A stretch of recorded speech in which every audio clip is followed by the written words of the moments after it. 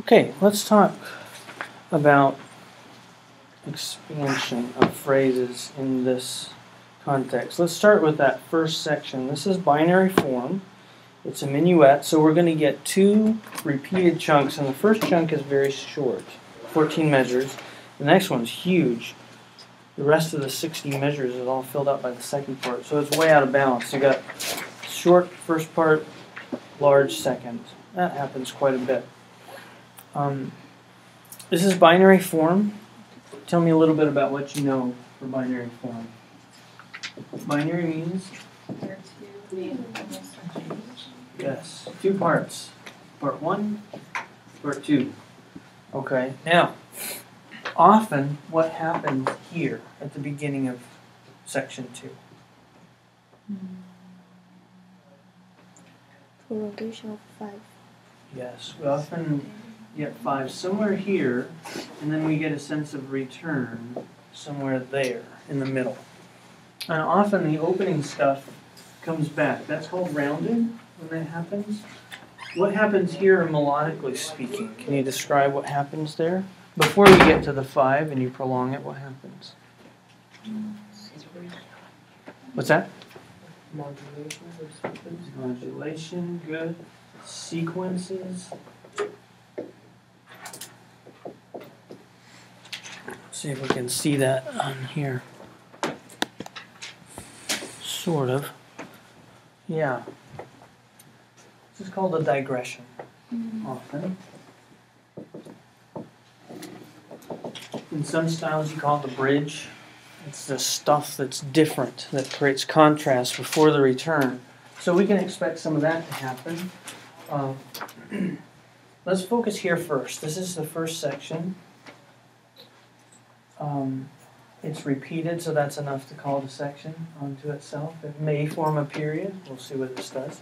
There's a good bit of expansion in there, so listen for that. Let's listen to it first. And talk to me about anything that you hear expanding. Remember that one of the main things you want to do is hear where the phrases end. Where are the cadences? Great, talk to me. Cadence? Where is it? 14 cadence. Now, I actually landed earlier. Can you find where the cadence really 13. Oh, 11? 11. Good, okay. So, what's happening in 11 through 14? Can you describe? Is it suffix material? Good. Go ahead, jump in. If you see something, mention it. There is some echo repetition. That little wave is repeated. Yeah, but it's pretty loud, so I don't know if we want to say echo for it. It's literal repetition. There is a lot of repetition, you bet. This one isn't sequential, though, because it's just at that same pitch level, right? Insertion. Ah, you could view it as an insertion. When something's disruptive, it's tempting to say, oh, this is some kind of insertion. It's interrupting the flow of things. You could think of this as having two very different characters. I like to think of it as the rustic people. Maybe the peasants out in the field come in and they're going to have a dance. But there are also a whole other set of characters who are the guys in the tight pants and the big hair and the powdered wig and, you know, all that, and the nice buttons down the front. You know, the aristocracy kind of guys, the upper crust. So you've got these elegant nobles over on one side, and you got the rustic guys on the other. Where are the rustic guys at? What measures are they doing their dance? 13, 14. Yeah, and others too. Can you point to some of them? How about even the opening? Not exactly normal minuet stuff. I mean, that's not powdered wig kind of junk, right? And then I have the shoes with the nice toes, and you know, this is rough hewn, brusque, kind of strong and over accented even, right? But then we have and okay, now that sounds elegant, doesn't it? Light and airy and minuet like it's supposed to be. It's a minuet. It's an upper crust kind of dance, isn't it? It's not a peasant dance. So what are the peasants doing here anyway? I don't know what they're doing here. But we could probably create some story behind this. I would really like it to be sort of the upper crust ball, and then the peasants come running in. But the peasants start it, so I'm not quite sure how to run this story exactly. I can't imagine the nobility joining the peasants for the dance, so I'm having trouble with my scenario here. But anyway, I do hear the contrast between the two, nevertheless. Isn't it measure 11 and 12? It's hemiola. Good. So That's they're disruptive, technically isn't it? opposite. Mm-hmm. Can you describe that in a little more detail? That's really good. You sort of get a 2 within 3 feel. Because if you're just listening, the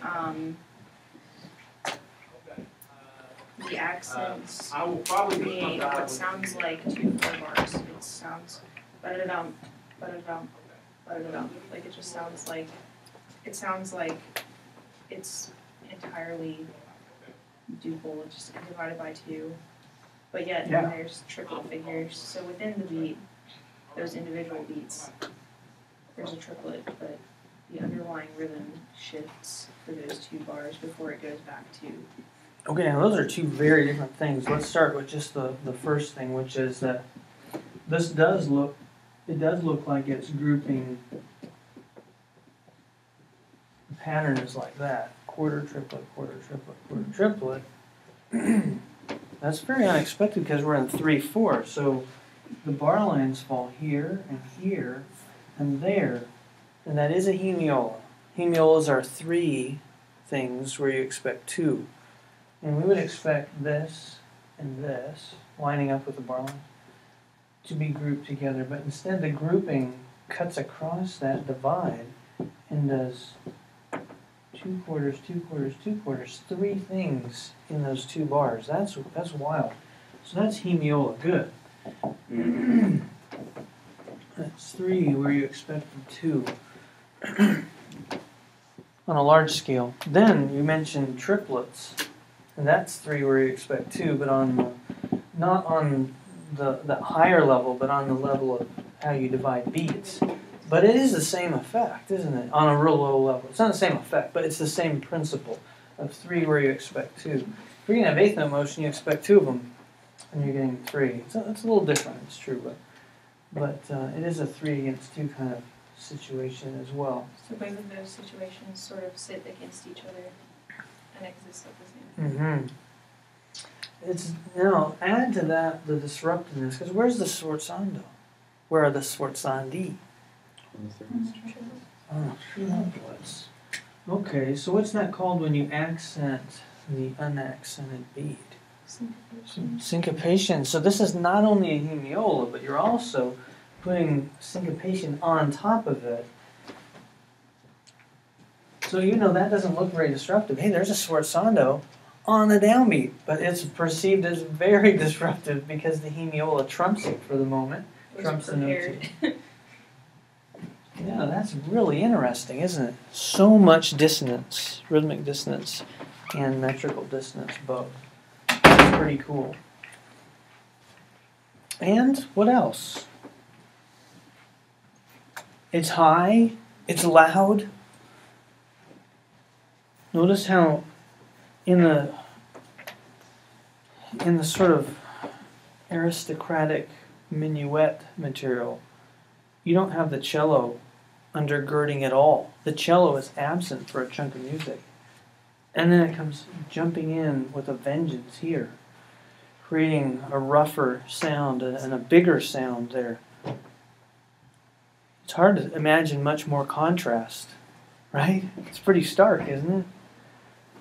The minuet part and this burlesque part, whatever it is, I don't know. The peasant material is way different. So this really stands apart and makes us think, okay, that makes sense to call this a suffix because it is so out of the ordinary given this phrase. How do we show it then? Measure 11, we got a what? Cadence. A cadence? Which kind? Yes, half cadence. And then how do I show the meaning of this all following here? Suffix. Like so.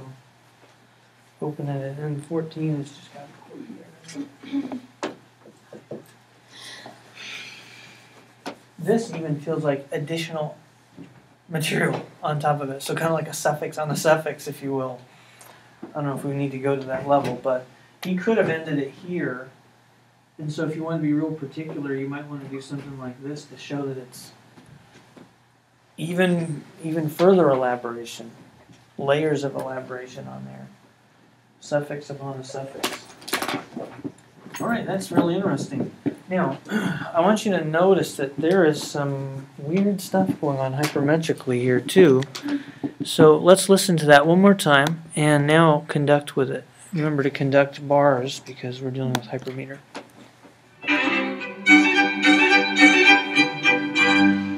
What's going on here? There's an overlap.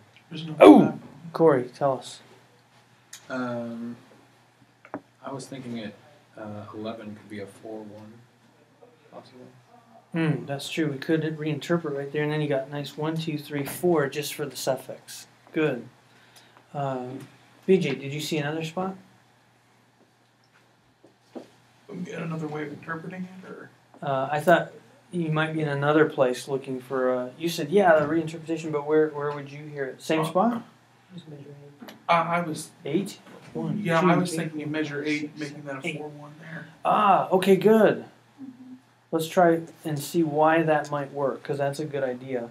Why might that sound like a 1, even though you expected a 4? Because on measure 5, it's the exact same rhythm. Right on. In fact, those measures match. Yeah. And the next bar matches too. So you can And then hear you it have as the a start. downbeat on 4 on measure 11, you have the downbeat there, and then it goes off. Right. So we'll have to do 2 reinterpretations, won't we? So we'll go 1, 2, 3, 4. All good. 1, 2, 3, 4 reinterpreted as 1.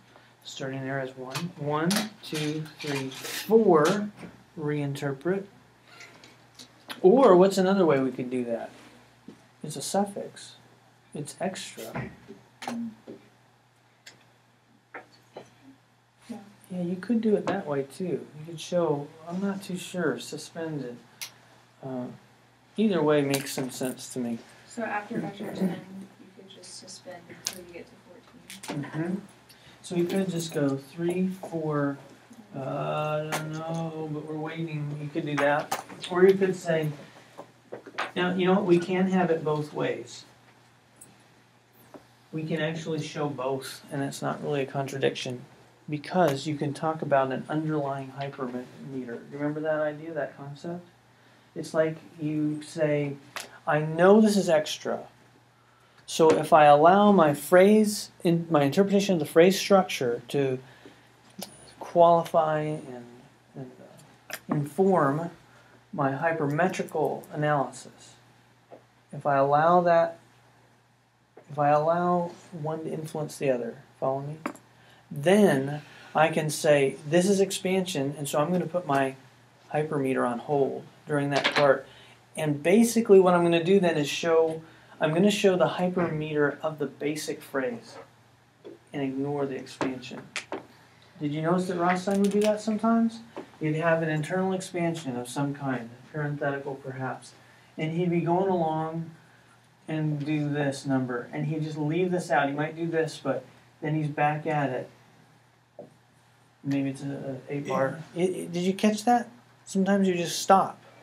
Because he's really doing an underlying hypermeter, not a literal thing, not a, oh, here's how I hear it, but if you realize that that is expansion, then you're giving here, by these numbers, the hypermeter of the basic phrase, the phrase without the expansion.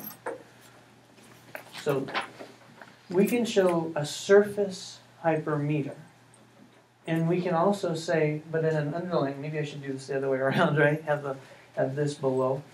At another level, you can say, this is all expansion, so the basic phrase is done here, and all this is just expanding it hypermetrically too. You're allowing the two to interact with one another. You're allowing phrase structure and hypermetrical structure to work together to show an interpretation. And there's nothing wrong with that as long as you're clear that this is a surface and an underlying hypermeter. That's cool. Okay, let's go on now and listen to more. Any other comments about that?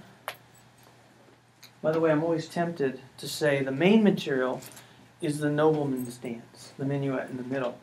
And the first 4 bars are prefix.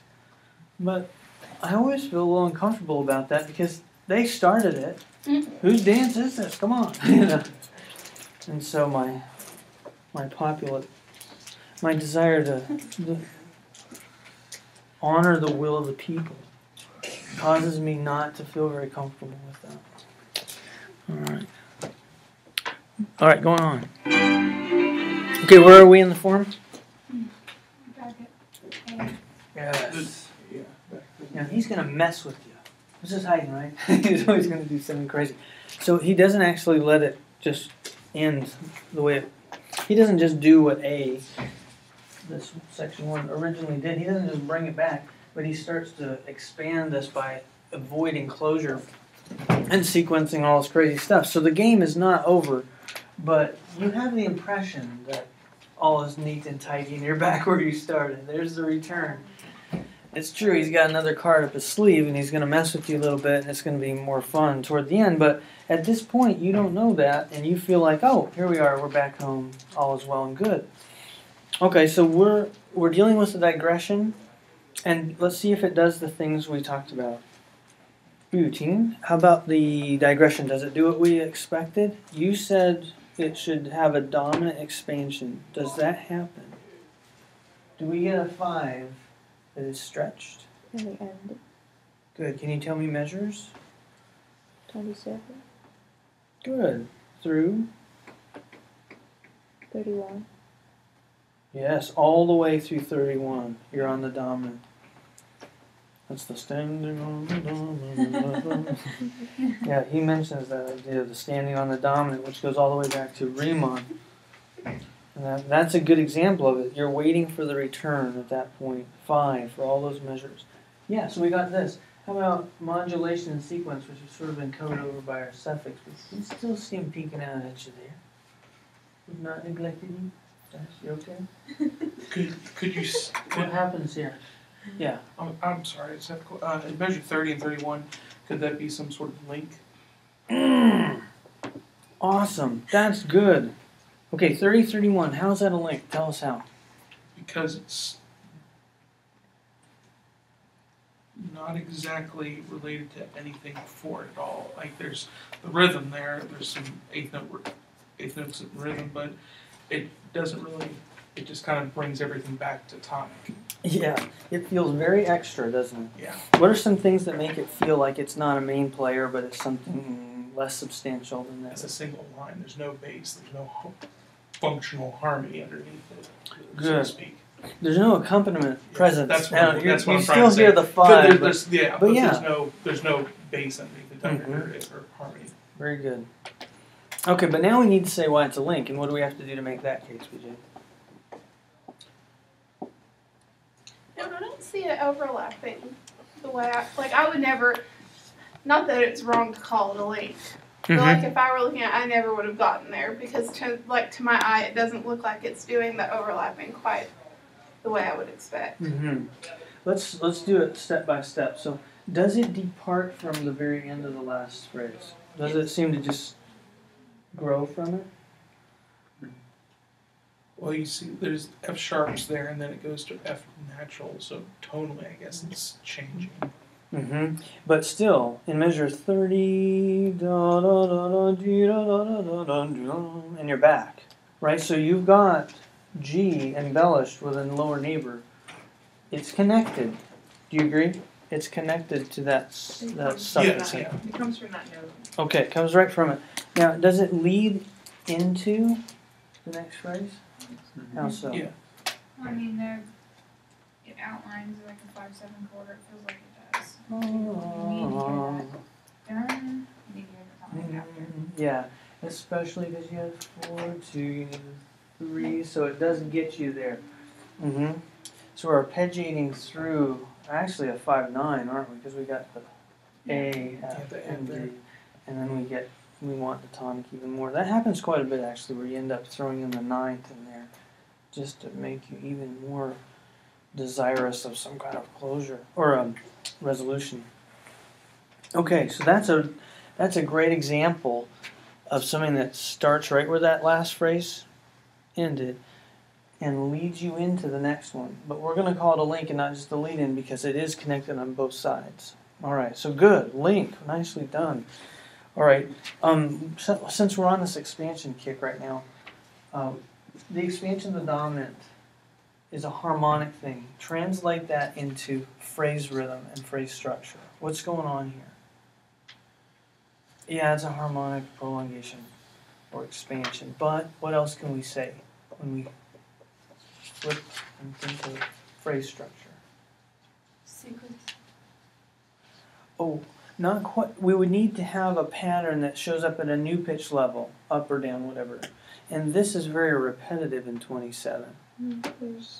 But there is sequence earlier, so hang on to that. But if we're just looking at 27 to 31 where this 5 is stretched, what's the It's just like, meaning of this in terms of phrase? it's just like measures 11, 12, 11, 12, where there's the hemiola and the repetitive. Now this time it lines up with the bars, so we don't have the hemiola, but it is similar because this is a. Say it.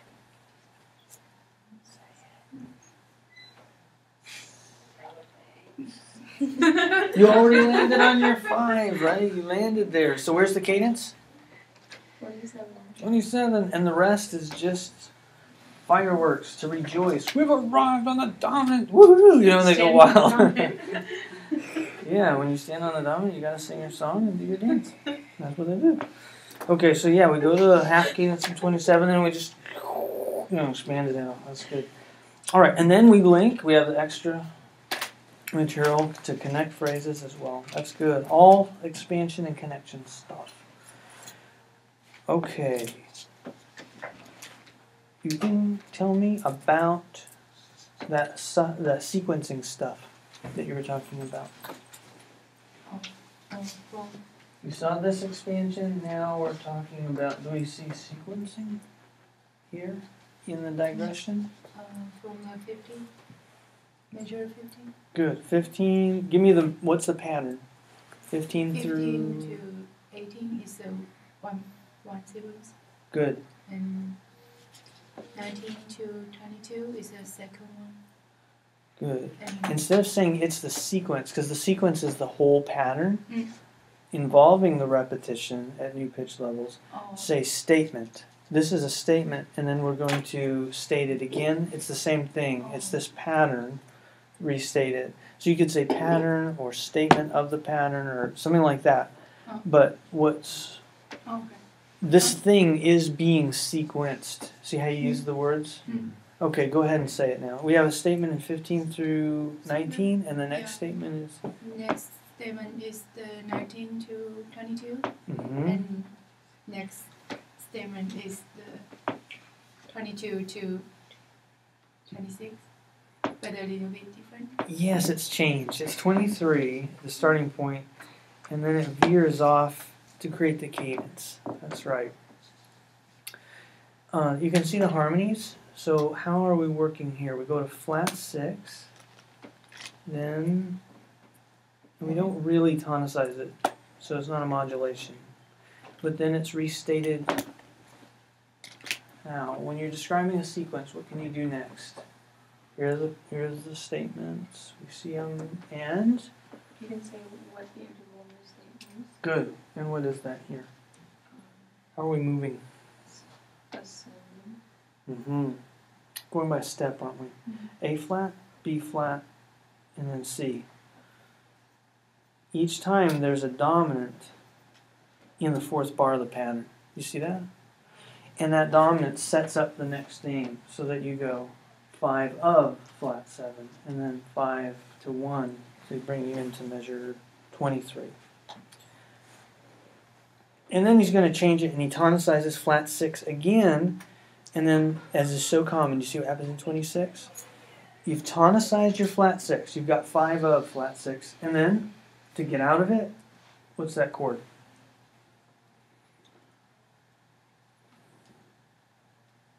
See the F sharps?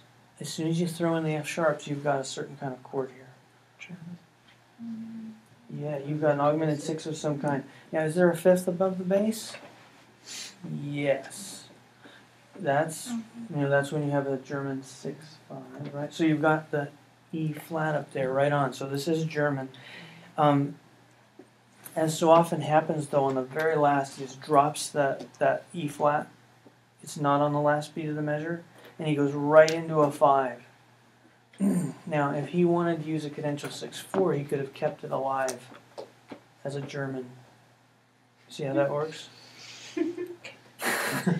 There are no racial implications here. I'm half German, okay, so I'm not, there's no disparity. No, he doesn't drop them. They live. They live on elsewhere, okay. But yeah, this is in Italian on the last beat if you want to be really particular.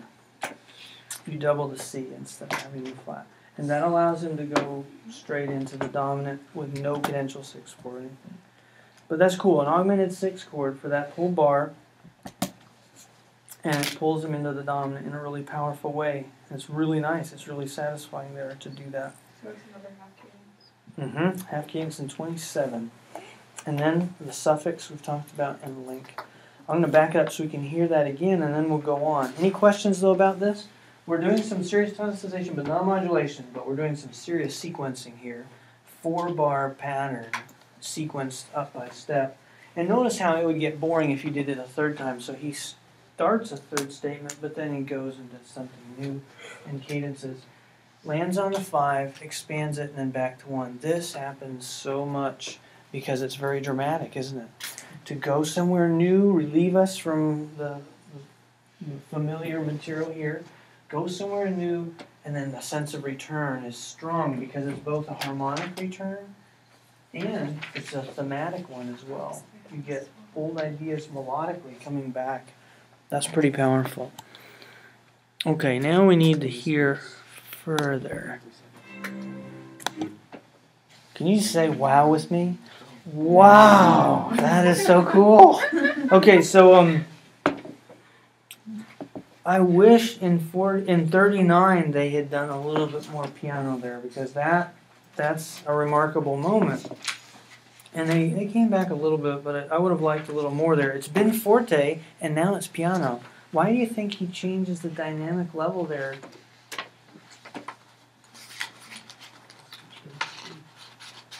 Yeah, he's gonna move. He's gonna move to A flat right there. So he made some feints toward it, but he never really modulated. So he says, "Well, let me just tidy things up here. I'll do it, and I'll do it full scale." That's kind of neat, and he really does tonicize it in a big way. But he doesn't want to get stuck there, so he does some interesting things. But yeah, notice how if you'll just compare. So this is the second page, the second measure. Put a finger there. And compare the piano measure, which is 39, and look what he does. In the next bar, he respells something. Are you advancing both fingers? What did he change? C sharp to C sharp. Yeah, the D flat. That's pretty cool. And then the next couple beats look pretty similar. But now he's got a B flat in there.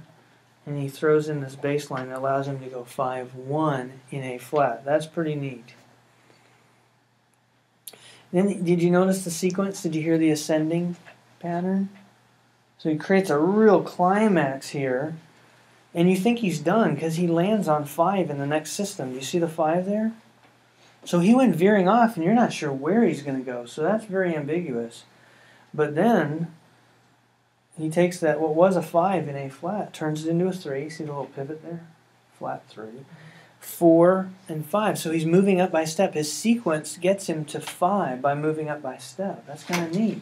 So now you're on the dominant, and it's a big moment, but the tension is still really high, and he doesn't let it go. He goes further and creates a new climax on top of it.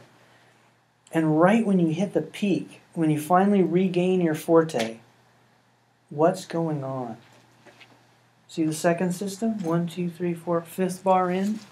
See, you see where I'm at? See the forte there?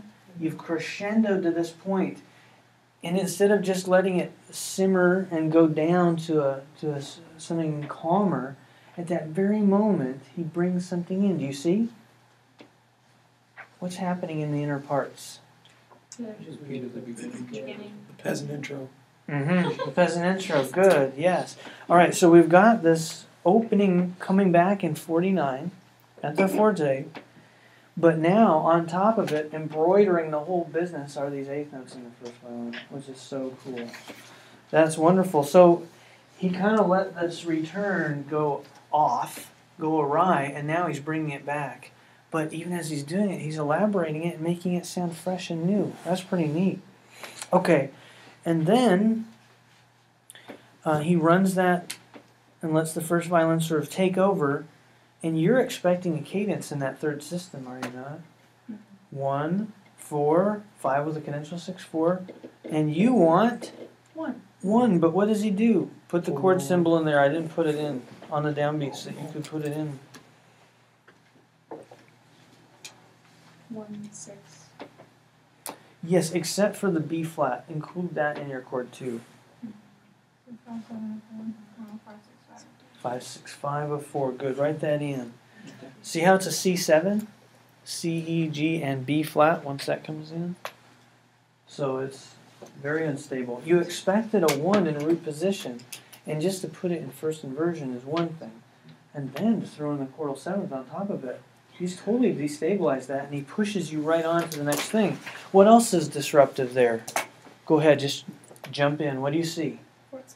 Sforzandi. The hemiola again. Hemiola disrupting us again, but now it's dubba-da-bum, bubba-da-bum, bubba-da-bum. So it's not, remember before the Sforzandi were syncopation on top of the hemiola? Now that's removed. He's redone it so that the triplets come first instead of bum, bubba-da-bum, bubba-da. It's dubba-da-bum, bubba-da-bum. Cool, he's switched it up. He's always varying his materials, isn't he? Constantly making it sound fresh. But it does have that same flavor, because you got the hemiola, you got the Sforzandi, you got all these things that make you think of the peasant stuff. So they're crashing the party again. They're breaking in and doing their thing. That's pretty neat. So what kind of expansion is this? Yes, good. Yeah. Delayed cadence. So he's avoiding the closure, not just with a 1-6, but with a 5, 6, 5, and 4, and then you've got to wait for the PAC. So how much could we chop out here? If we wanted to put the parentheses in there and then tell me what you come up with. Obviously, we don't want the first sforzando, so go just in front of it. But where do you end? Where's your next parenthesis? Or whatever you call that. Where's the end of your parenthetical insertion? End of measure 58. Good. Right after 58. And you can land on that one and you would be done. Now, does the voice leading work out all right? Do, do, do. And you wanted 1. And you get it? Yes, if you jump across the divide. But you see how he disrupted the melody too? 1, 3, 2. And you didn't get it. It's too high. It's the wrong thing. And it's sforzando, it's loud, it's obnoxious. He's jumping in with the wrong stuff. Okay, but how about harmonically and in the bass?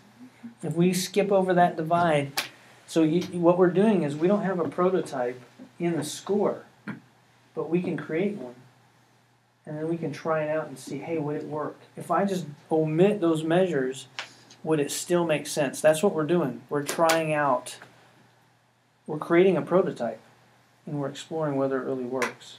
Can you omit that stuff and have it make grammatical sense? Does it make sense? Mm-hmm. Yeah, you could go 5, 5, 1 like that, and you're good. That's great. It works that way too. Now we might have to tidy up inner parts, like that leading tone in the second violin.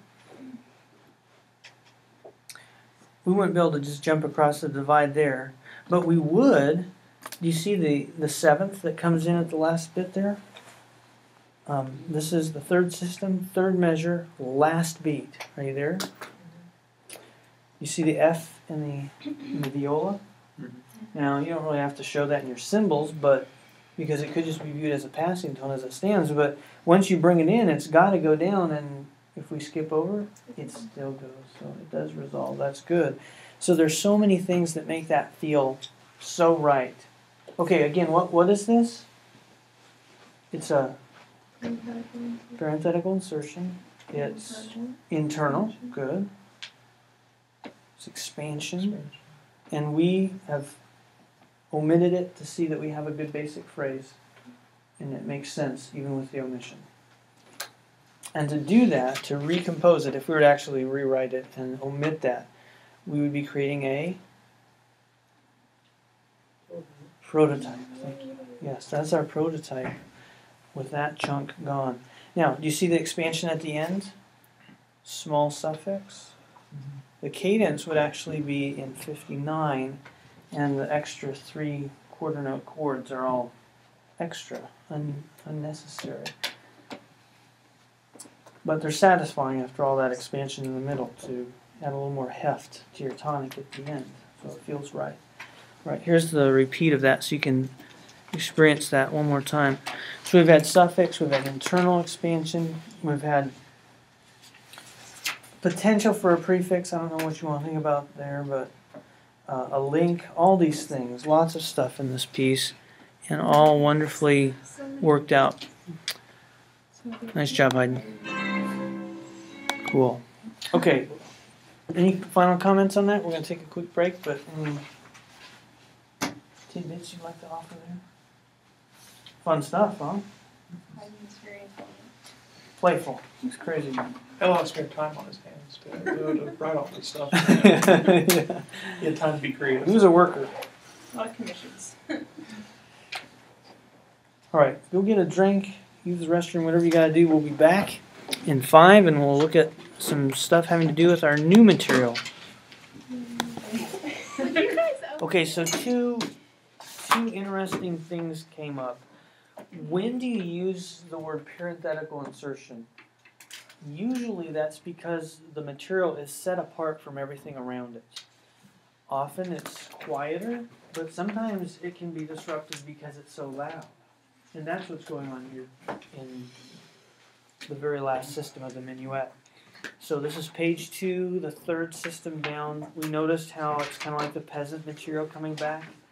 Well, it's peasant material in the midst of this really elegant embroidered music all around it. And so in this case, it's not quiet. It's obnoxious and it's loud and assertive. That sets it apart from everything around it and warrants the parenthesis. The parenthetical insertion interpretation makes sense here for that reason. And then another question came up, well then, is there a parenthetical insertion in the second system? See where the dominant is expanded for the first 4 measures there? 1, 2, 3, 4. It fills those 4 measures. Is that a parenthesis? I wouldn't say so because it's pretty much in keeping with what's around it. But when you realize that that's a dominant and potentially a half cadence, it opens up this idea. Call it a cadence in bar 1. Again, this is page 2, second system. First measure. There's your dominant, and there's a suspension, but it resolves the leading tone. Now, okay, you call it a half cadence because you're on the dominant, but we have to admit that it's a very unstable moment because you've got the leading tone up there. And it's in high register. There are many reasons why this is not very conclusive. But you could still make the case that it's a half cadence. In which case, what's all that other melodic material going on over the dominant? Notice that the 5th bar in, we have that return that we pointed out earlier. Yeah, it's the second violin, but the second violin is bringing back the opening tune. Yes, it sounds way different because you got all the wonderful 8th note motion up above. But it is a return, so I can hear that as a beginning point. Okay, so what's the stuff preceding that whole crescendo? What is that material? One way to interpret it would be as a link. Here's my half cadence. And from notes of the dominant, I create this pattern that rises up and connects to the next phrase in the first violin. See how that could work differently?